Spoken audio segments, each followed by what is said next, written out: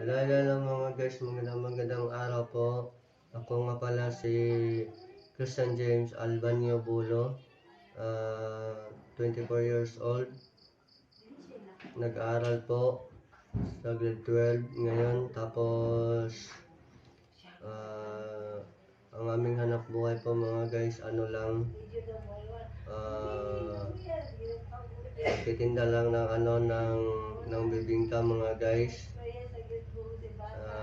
Ako po yun na laging nagtitinda doon tuwing may ginagawa si mama dito sa bahay, kasi ako lang yung inutusan niya magtitinda.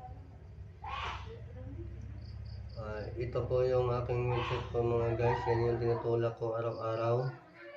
Yan yung wheelchair ko guys, sira na kasi yan. Yan yung ginagamit ko araw-araw sa pagtitinda doon sa pwesto namin doon sa sentro. Yan. Isa po akong PWD mga guys. Ayan guys, oh. Yan. Dalawa yung kamay ko guys, putol. Tapos isa lang yung paa ko. Yan, no. Isa lang yung paa ko guys. Yan. Isa lang yung paa kong natira. Tapos yung isa dito, wala akong natira guys, oh. Putol.